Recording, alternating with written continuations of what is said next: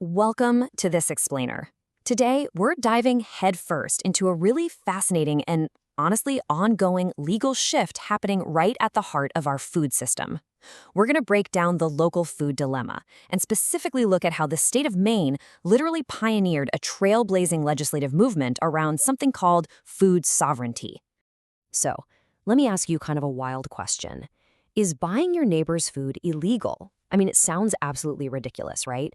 You'd think if the farmer down the road has some extra tomatoes or milk, you should just be able to hand him a $5 bill and take it home.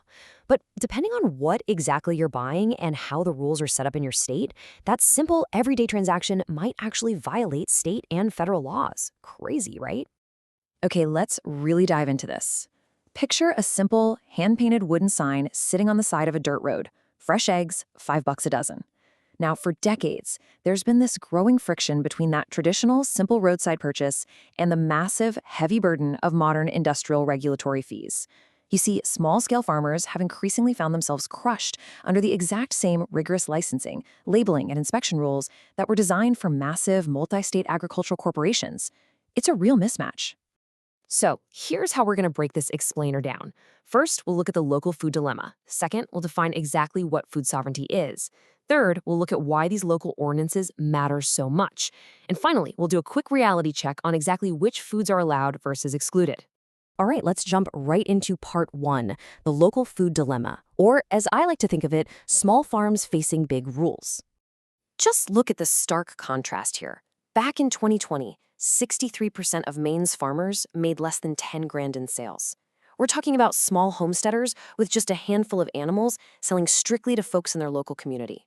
And on the flip side, you have industrial agriculture. Massive facilities, interstate supply chains, and totally massive compliance budgets to match. The problem is, state and federal laws usually take a one-size-fits-all approach to food safety. The sheer cost of complying with rules built for giant supply chains basically completely crushes the profitability of a small, local farmer. And you know, this tension really boiled over in 2011 with a Maine farmer named Dan Brown. He was actually taken to court by the state and fined over $1,000 just for selling raw milk from a single cow without a state license and the mandated labeling. The state argued that those licenses are absolutely essential to protect public health, but Brown felt the rules were a totally unreasonable barrier. He hit the nail on the head when he said, "They're telling you that you don't have the right to come get milk from a farmer."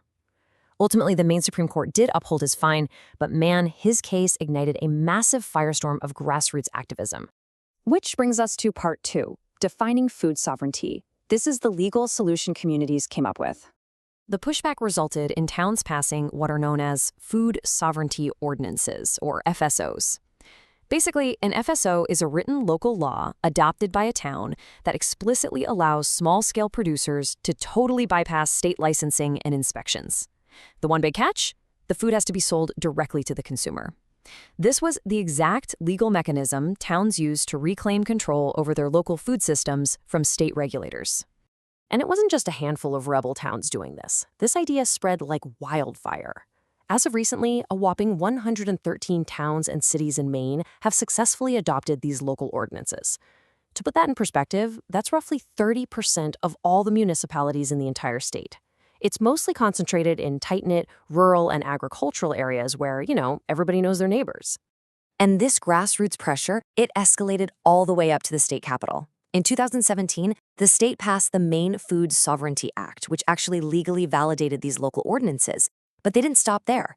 In 2021, 61% of Maine voters approved a first-of-its-kind constitutional amendment.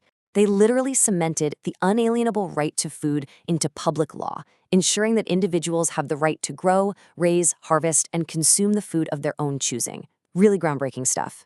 Let's move on to part three, why local ordinances matter and how they're empowering communities. The sources point out a few key driving factors here. First off, adopting these ordinances restores small-scale profitability by stripping away those incredibly costly licensing and infrastructure barriers that block new farmers from even starting out. Second, it preserves traditional foodways, which is essentially the cultural knowledge of how to produce and preserve food locally. And finally, it hugely increases local food security, especially in more remote towns that just don't have easy access to large, fully stocked supermarkets.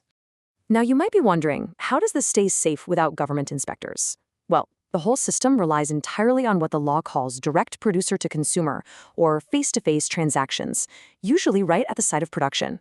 The theory here is pretty straightforward. Safety and accountability are guaranteed through sheer transparency. You look the farmer in the eye, you see the exact farm where your food was grown, and that direct personal relationship completely replaces the need for a bureaucratic stamp of approval. Okay, let's transition to Part 4, Allowed versus Excluded Foods. Time for a reality check on how this actually works on the ground today. The distinction they draw here is extremely clear. Under a local food sovereignty ordinance, you are absolutely allowed to sell vegetables, fruit, eggs, and dairy, which of course includes the raw milk that sparked this whole debate. You can sell those directly to consumers with 0 state licenses. However, there's a hard line drawn when it comes to meat. Meat, poultry, and any processed meats are strictly excluded from these local exemptions. Just picture a vibrant, local farmers market pop-up in a town that's past one of these FSOs. You can stroll right up and legally buy uninspected fresh garden veggies, homemade jams, farm-fresh eggs, or raw goat's milk straight from the person who harvested them. It's essentially this brilliant, localized, deregulated microeconomy, and it operates completely legally within the town's borders. But why are meat and poultry totally excluded? Well, it essentially comes down to intense federal pressure and very real safety concerns. The USDA actually threatened to completely shut down Maine's state meat inspection program if the state let municipalities deregulate meat sales. Because processing meat carries inherent public health hazards, the state was forced to compromise. So today, regardless of any local town ordinances, all meat and poultry in Maine must still be processed in state or federally inspected slaughterhouses. And that brings us to our final, absolutely crucial takeaway. Even with Maine's sweeping constitutional amendment, these local food freedoms aren't just automatic across the state. Remember, literally no changes happen until a town actively votes to add a local ordinance. It takes citizens organizing, drafting the law, and voting it in. So it leaves us with a really provocative question to consider.